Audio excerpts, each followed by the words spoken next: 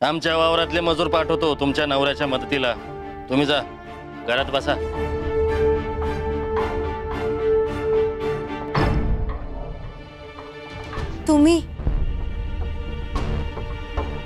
तुम्ही आम्हाला मदत करणार?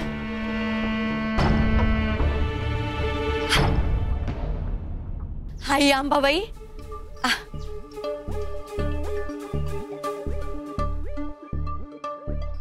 पण आम्हाला नकोय तुमची मदत. नाही म्हणजे कोणास ठाऊक, मदत करण्याच्या बदल्यात कुठल्या पेपरावर सह्या करून घ्याल माझ्याकडनं?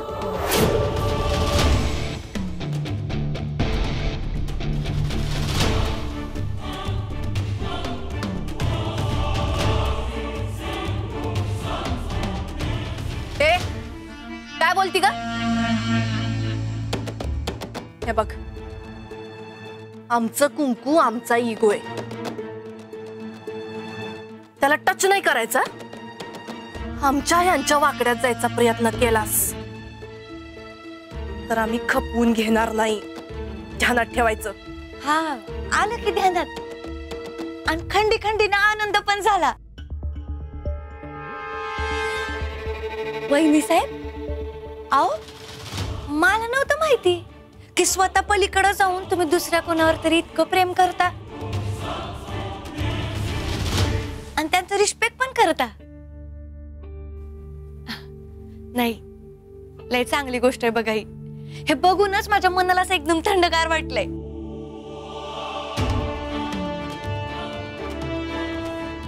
पण कसं आहे, मी सरळच चालले होते, पण तुमचा इगो मध्ये आला हो.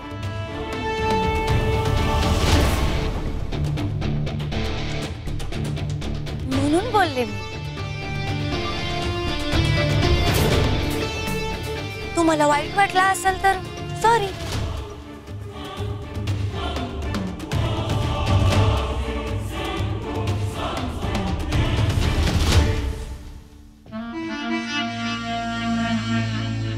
हिला सोडणार नाही आम्ही एक दिवस. आम्ही लावलेली आग विझवायला जर ही पोरगी शेतात गेली असेल,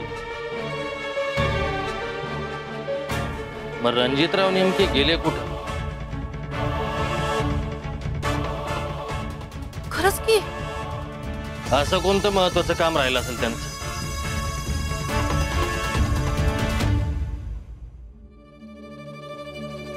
प्रिय सुजित, मी एक गाव सोडून चालले. खरं तर जगत सोडून जाणार होते, पण तेवढी हिंमत अजून झाली नाही. ती ज्या दिवशी होईल त्या दिवशी तुमच्यापर्यंत बातमी पोहोचेल. सुजितराव, माझ्या अपर्णाला काय झालं ना? नाही मामा, नाही. आपणाला काय होऊ द्यायचं नाही. चला आपण दोघं शोधू तिला. चला. अहो सुजितराव, मी तिला ऑलरेडी लय शोधलं. शाळेत शोधलं, पतसंस्थेत शोधलं, पोरांच्या घरी शोधलं. अहो, माझा फोन बी उचलत नाही ती. एक मिनिट, मी फोन ट्राय करतो.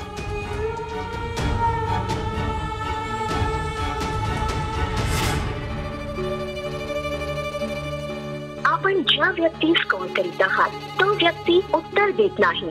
कृपया नंतर प्रयत्न करा.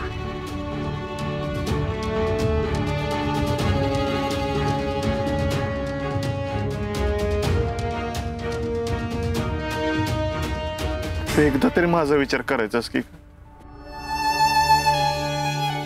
अख्ख्या जगाशिवाय जगू शकतो, तुझ्याशिवाय कसं जगू? सुजितराव, तुम्हीच असे हात पाय गाळले तर म्हाताऱ्यानं कुठं जायचं मग? सुजित,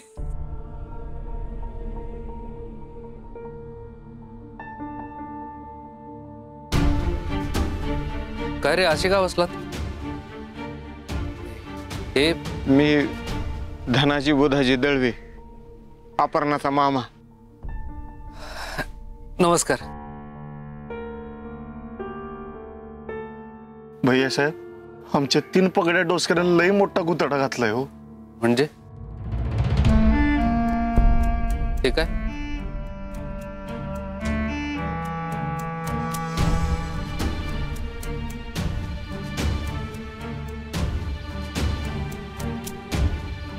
सुजित,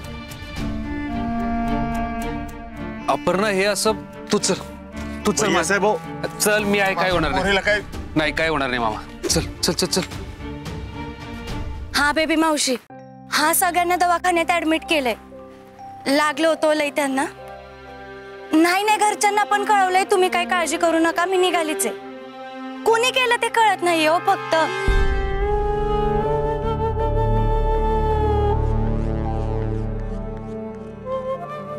तसं पण या जगात वाईट माणसं कमी नाहीयेत. मी करते थोड्या वेळ, पोचतेच आहे घरी.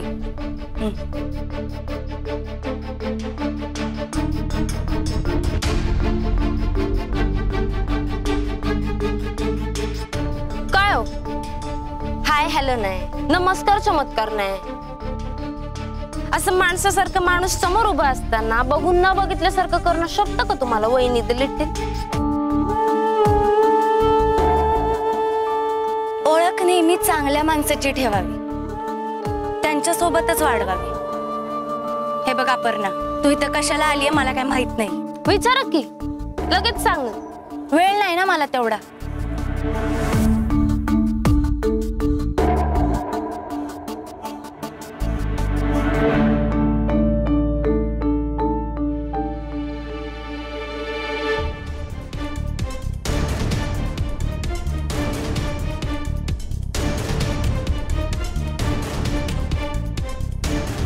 मला आडवं जाऊन माझ्या पुढं कोणी जाऊ शकत नाही.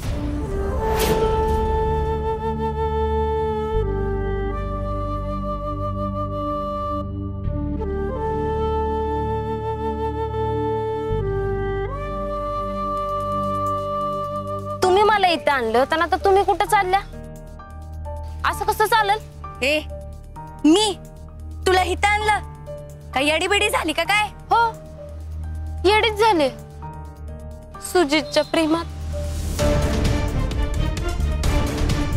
आता मी काय सांगते ते नीट लक्ष देऊन ऐका. ओके, तर माझ्या प्राणप्रिय सुजित सोबत माझं लग्न होत नाही म्हटल्यावर मला काही सुचेन असं झालं. मला जगायची इच्छाच राहिली नाही. आणि मग भावना अनावर होऊन मी गेले होते विहीर जवळ करायला. आणि मी उडी मारणार तितक्यात एका हाताने मला खेचलं आणि मला वाचलं. तो देवीचा हात कोणाचा होता माहिती? संजीवनी रणजित डाले पाटील.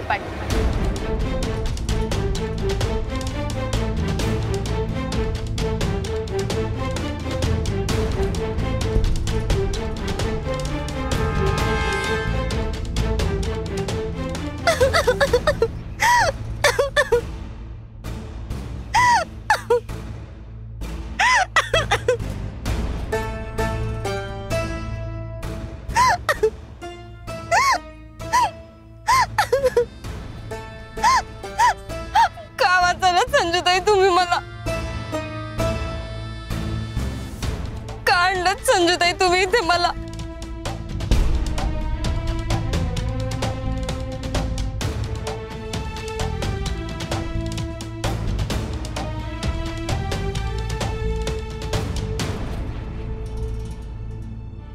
अप्पे,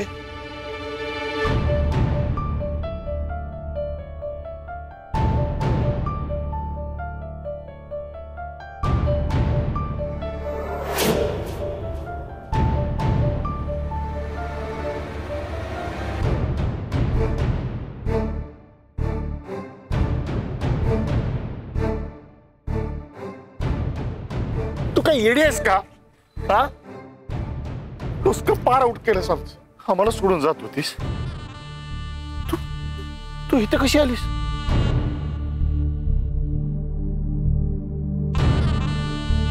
विचार थकले, उमेद संपली. तुम्ही नसताना आयुष्यात जगायचं नाही म्हणून विहिरीवर गेले होते जीव द्यायला. तेवढंच संजूताईंनी बघितलं आणि मला खेचून इथे आणलं.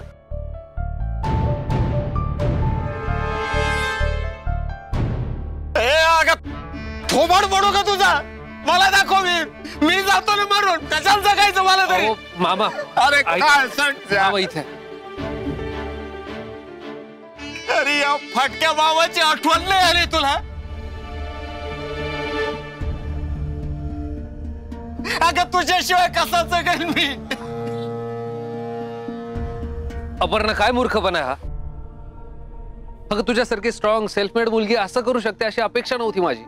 एक संकट आलं म्हणून जीव द्यायला चालली होतीस. प्रॉब्लेमवर जीव देणं हा पर्याय असूच शकत नाही. संजू वेळेत आली नाही तर काय? अहो, ऐका ना, मी एकदा काय म्हणतेय ते शांतपणे ऐकून घ्या. तुम्हाला जे काय वाटतंय तसं काय बी नाहीये.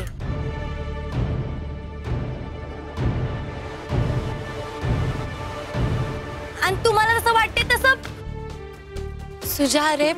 थँक्यू, खरंच थँक्यू संजय, तू वाचवलंयस मला आज.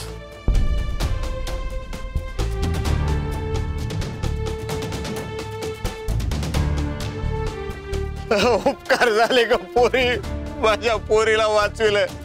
नाही तर ह्या बाबानं कुणाकडे पाहायचं होतं, कुठं पाहून जगलो असतो ग. संजय, आज जर हिला काही झालं असतं तर मी संपलो असतो. अगं तू खरंच देवीसारखी धावून आलीस. तुला आता कसं थँक्यू म्हणून तेच कळत नाही ग मला. सुजित, अरे संजू कुठेही जाणार नाहीये. तू नंतर थँक्यू म्हणू शकतोस तिला. तुम्ही एक काम करा, गाडीत बसा, आपण घरी जाऊन बोलूयात. आणि तिला सांग, जगात असा कुठलाही प्रॉब्लेम नाहीये जो बोलून सॉल्व्ह होऊ शकत नाही. बोल तिच्याशी. अप्पू, सुजित प्लीज.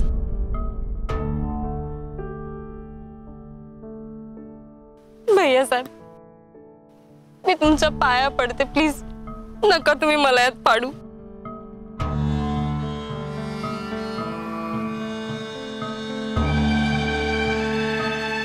खूप प्रयत्नानं दूर केलं मी स्वतःला त्यांच्यापासून.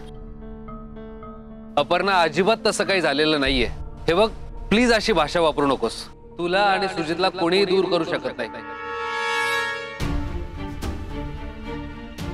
मी होऊ देणार नाही. हो, पण आई साहेबांची परवानगी नाहीये. तुम्ही नका पाडूयात मला, प्लीज भैया साहेब. हे बघा, मी तुम्हा दोघांपेक्षा मोठा आहे आणि त्याच मोठेपणाच्या अधिकाराने सांगतोय, गाडीत बसा, घरी जाऊन बोलूयात. मी बोलतो आई साहेबांशी, बस.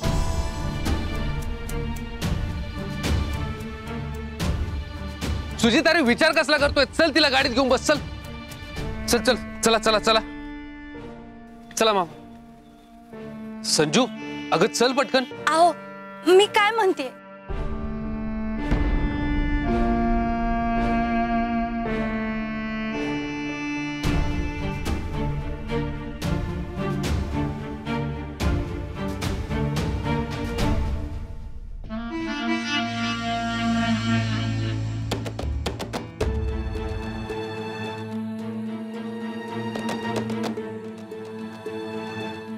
अपर्णा, तुम्ही जे काय केलं ना ते लय रॉंग आहे. आमचा विचार एकदा तर यायला पाहिजे तुमच्या डोक्यात. अहो नका ना, ऐका ना माझं. अगं आपे, तू माझा ऐक. जरा विश्वास ठेव, जरा विश्वास ठेव ना माझ्यावर. चला चला.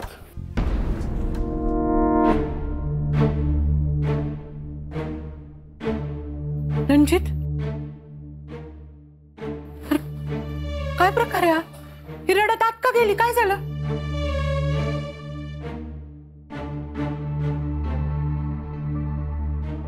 तू प्लीज टेन्शन घेऊ नकोस. टेन्शन घेऊ नको असं म्हणून ना तुम्ही माझं टेन्शन जास्त वाढवता. काय झालंय तरी काय? सांगतो, तू बस बघू शांतपणे. बोल.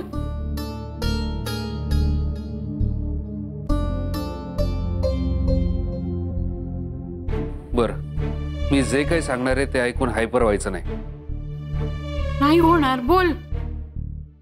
अपर्णाने सुसाइड अटेम्प्ट केलाय.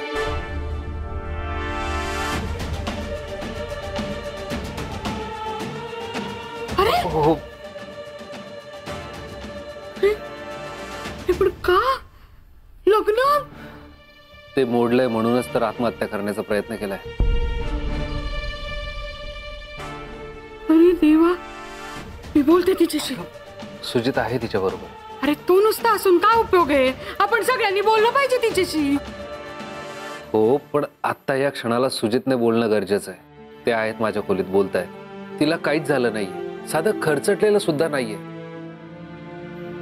तर जरा ट्रॉमा मध्ये. एकदा म्हणतो आत्महत्येचा प्रयत्न केला, एकदा म्हणतो खर्चटलं पण नाही. माणसाने काय समजायचं रे? अगं बेबी मावशी, मलाही काही कळत नाहीये. आम्ही तिथे गेलो त्यावेळी फक्त एवढंच ऐकलं की अपर्णा रडत रडत म्हणत होती की मी विहिरीजवळ जीव द्यायला चालले होते, पण संजूताई आल्या, त्यांनी वाचवलं.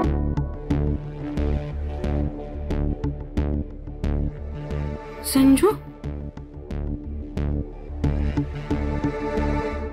पण मलाही काही कळलेलं नाहीये संजू तिथे कशी पोहोचली, ती का गेली, काय झालं होतं. मी तुम्हाला सगळं खरं खरं सांगू का? सांग ना ग बाई. नाही थांब, मी जरा आलोच. कुठे चाललायस तू? दुसरीकडून कळण्यापेक्षा मीच सांगितलेलं बरं. कुणाला? मी आलोच. अरे कुणाला? अपर्णाचा जीव या पोरीनं वाचवलाय, कसं शक्य आहे? अपर्णाशी बोललंच पाहिजे. बेबी मावशी. हे बाई, मी ना जॉब आधी पूर्ण करते. आवाज धरायला तर अशुभ मानलं जातं, एक तर आधीच घरात हे सगळं अभद्र घडतंय. जॉब पूर्ण करते, मग तू सांग हा मला.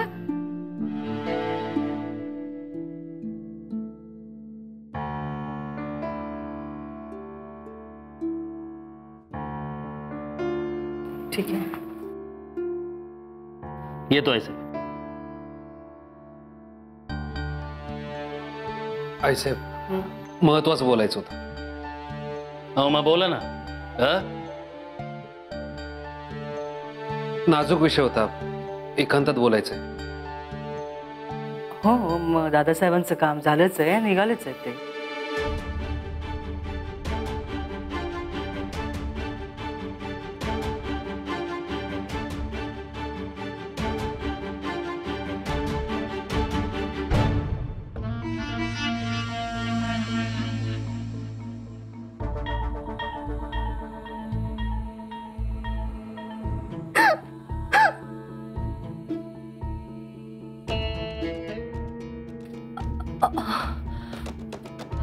काय झाले हो सुजित भाऊजी? एवढी का रडतीये? आम्ही बोलू का त्याच्याशी? हा अपर्णा, ए बाई अपर्णा, काय झालं ग? वहिनी साहेब, तुमची इन्क्वायरी नंतर बसवा, इथं जरा मॅटर सिरियस आहे. Please and sorry.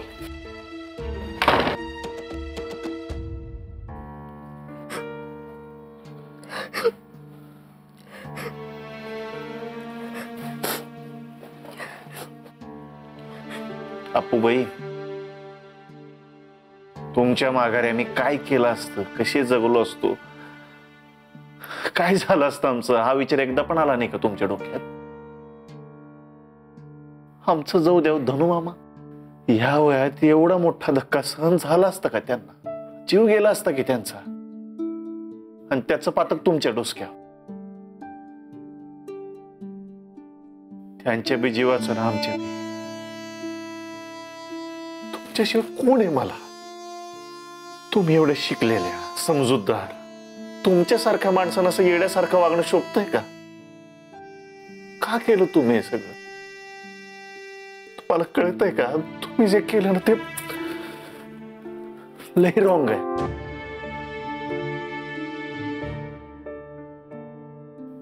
मला माहितीये सुजित की मरण हा कोणत्या समस्येवरचा उपाय असू शकत नाही, पण जेव्हा समोरचे सगळे मार्ग बंद होतात तेव्हा हा एकच पर्याय समोर दिसतो. अगं म्हणून आत्महत्या का? मग माझ्याकडे मरणाशिवाय दुसरा कोणता पर्याय होता सांगा ना? तुम्ही तर सरळ सरळ जाहीर निवेदन देऊन ढाले पाटलांशी असलेले सगळे संबंध तोडले.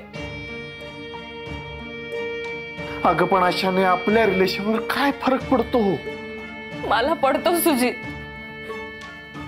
तुमच्या घरच्यांच्या आशीर्वादाशिवाय हे लग्न होऊच शकत नव्हतं. तुम्ही नवगच काहीतरी आपलं. नाही बोलते मी. तुम्हाला परत या घराशी जोडेल अशी कमिटमेंट दिली होती मी आई साहेबांना, आणि कमिटमेंट देऊन मागे फिरणाऱ्यातली मी नाहीये, तुम्हाला माहितीये.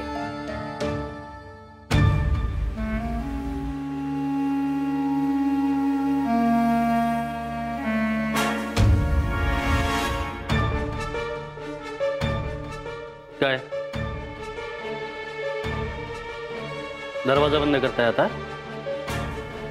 रणजित, हरकत नाही.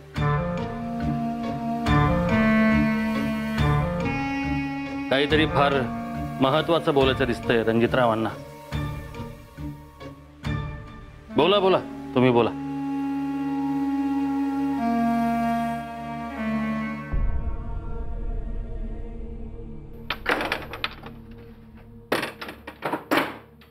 रणजित, हो काय झालं? दार लावायची काय गरज आहे? असं काय काम आहे तुमचं? दादासाहेबांना अपमान वाटला असेल.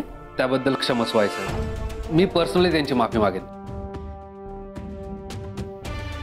मी सुजित आणि अपर्णाला घरी घेऊन आलो.